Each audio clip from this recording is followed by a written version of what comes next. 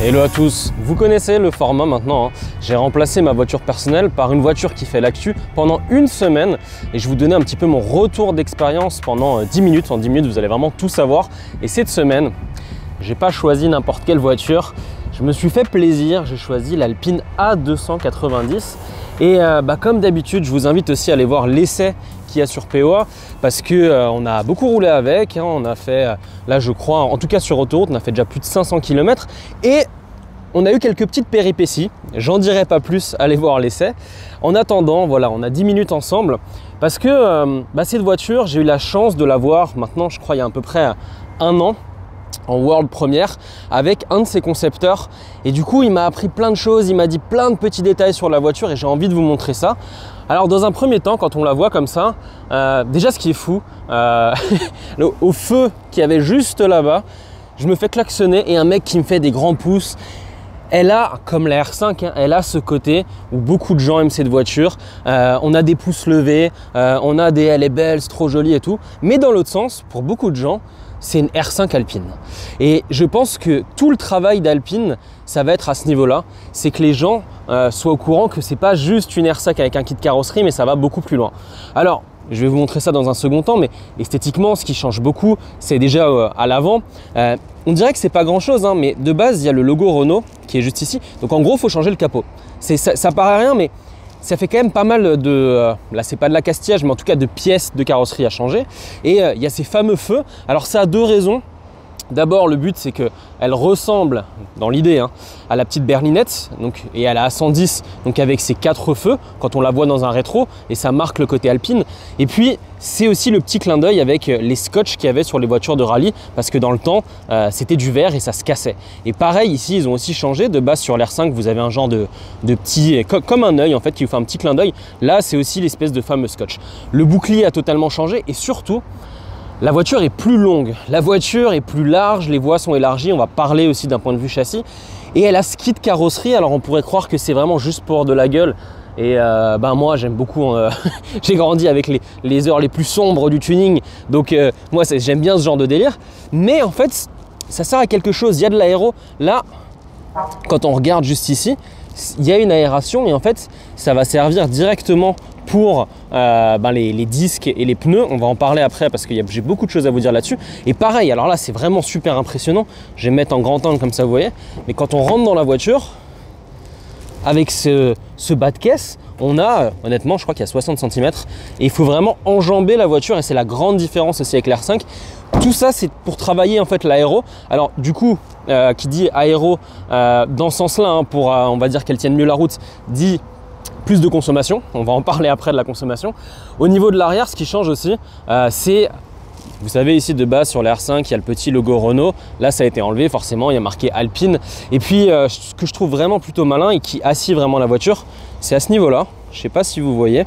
Il y a un petit bandeau bleu qui est toujours couleur carrosserie, comme ici. Et en fait, quand on la voit derrière, comme ça, elle fait très posée.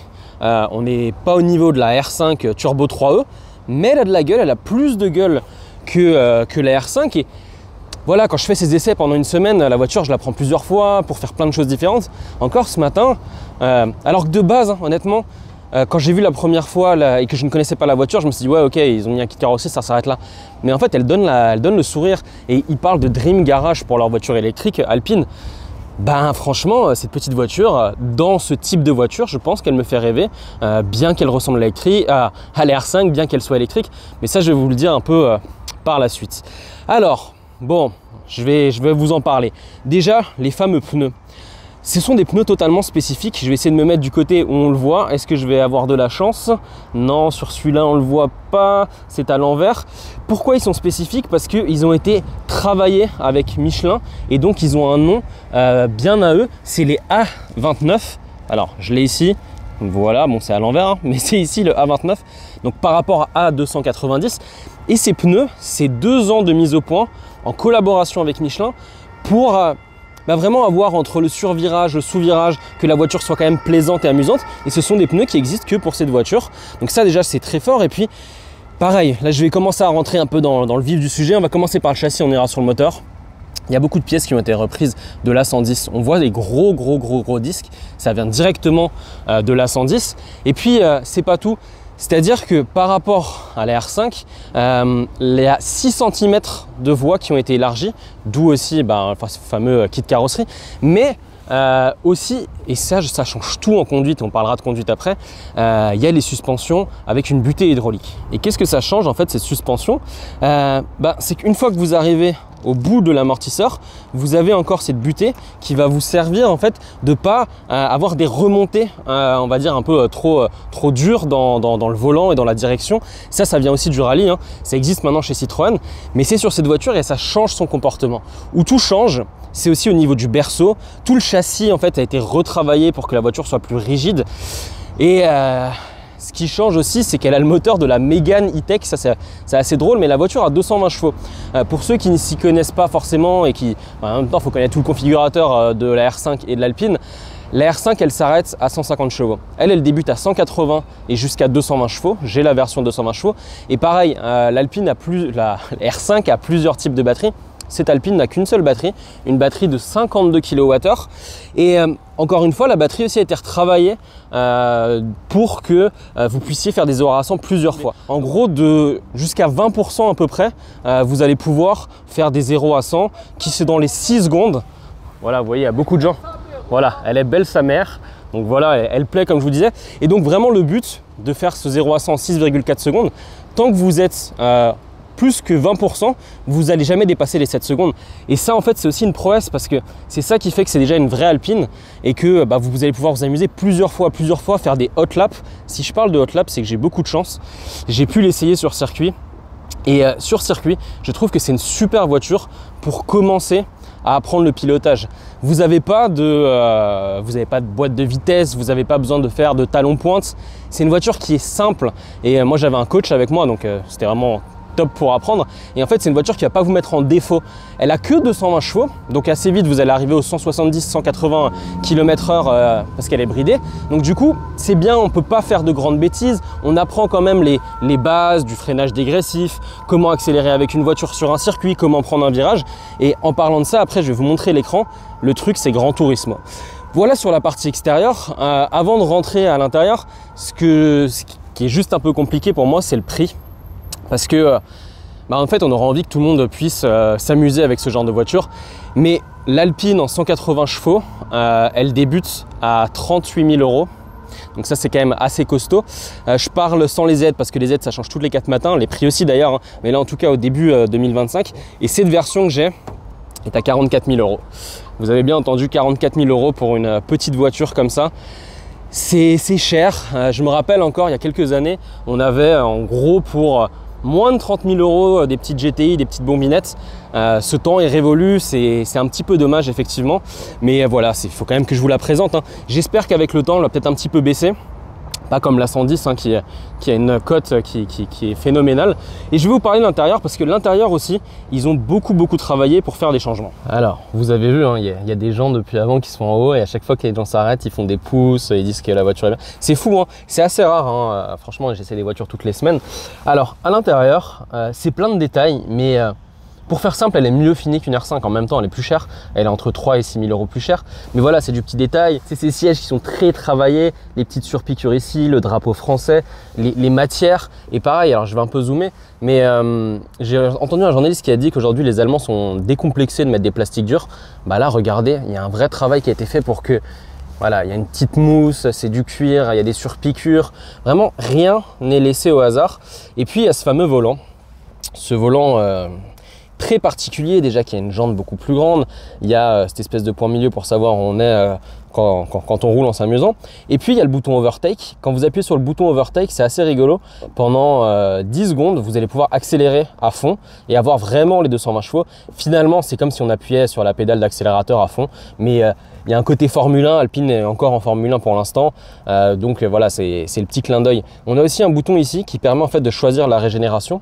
Alors le seul truc, je trouve que c'est un peu bizarre de l'avoir ici, donc là vous le voyez, parce qu'en fait c'est à côté de la batterie. Donc à chaque fois, on se dit c'est peut-être l'autonomie qui nous reste sur les 42%, mais en fait non, ça n'a rien à voir, c'est juste le niveau d'intensité. Donc ça c'est ce petit bouton qui est vraiment cool, et le drive mode.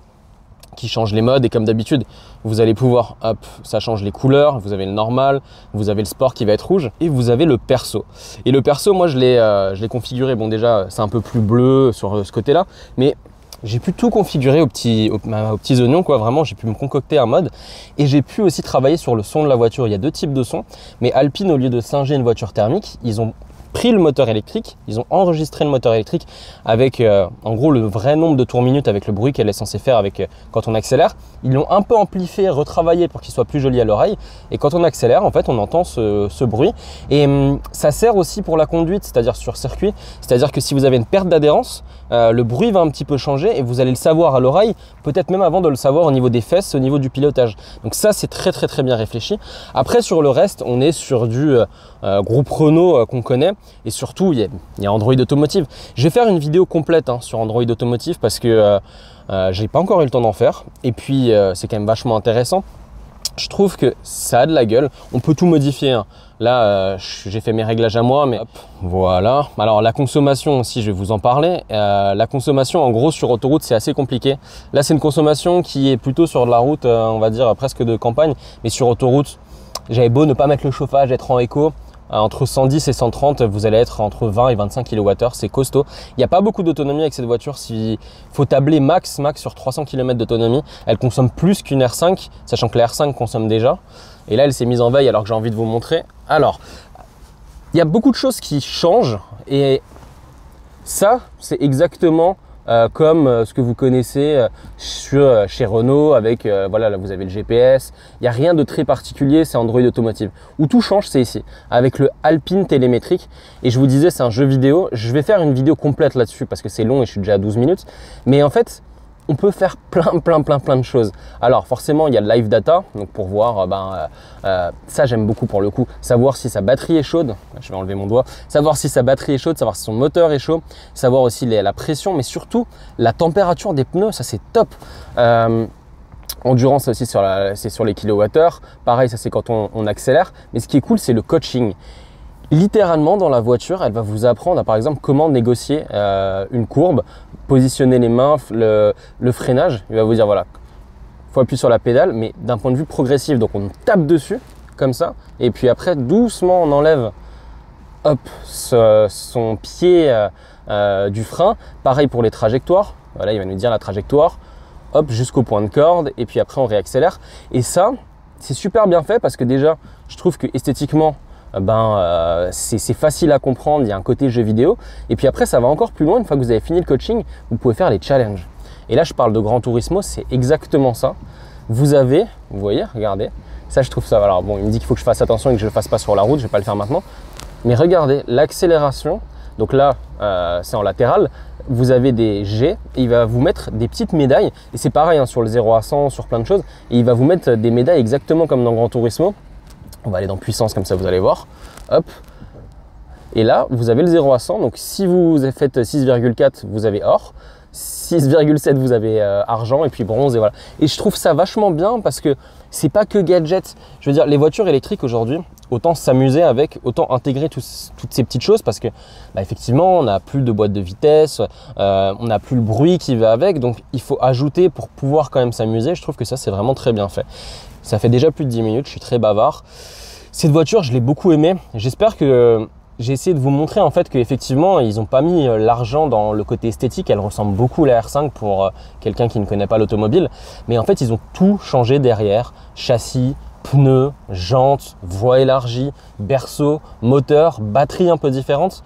Et en fait, l'argent était mis là. Maintenant, tout le travail d'Alpine, ça va être que les gens en fait soient conscients que, ok, en termes d'apparat, ça ressemble à une R5, mais en termes de conduite, ça n'a rien à voir. Et pour finir sur la conduite, je l'ai essayé sur circuit, j'ai essayé sur des petites routes, sur autoroute.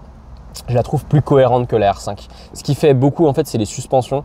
La R5 est un peu en espèce d'entre-deux comme une Mini, c'est-à-dire que ça se veut petit karting, mais en même temps, c'est pas très confortable. Mais en même temps, c'est pas une voiture de sport. Donc, ça veut un peu tout faire et ça fait rien vraiment très bien. Je suis un peu dur avec elle, elle est quand même bien cette voiture. Là, vous avez quand même une certaine forme de confort avec ces suspensions. elle reste, c'est pas un bout de bois, hein, mais dans l'autre sens, elle reste très agile, comme un rasoir. Quand on la place, elle se met exactement où on veut. Elle n'a pas de tendance vraiment, alors elle a plus un peu de sous-virage que de sur-virage, mais on peut, par rapport à la R5, enlever par exemple le SP. Donc si je devais mettre une note, parce que j'aime bien, et vous mettez des notes, et d'ailleurs merci pour tous les commentaires, les abonnements, c'est incroyable et ça fait vraiment plaisir. Je mettrais un bon 15-16 parce que le problème c'est le prix. Je sais que c'est Alpine, je sais qu'une voiture faite en France, en plus avec ce côté un peu sportif et électrique, c'est cher. Mais j'aimerais tellement qu'il y ait une qui débute dans les 30 000 €. Je rêve peut-être. Mettez une note sur 20 et puis continuez à vous abonner. Merci beaucoup, à plus, ciao.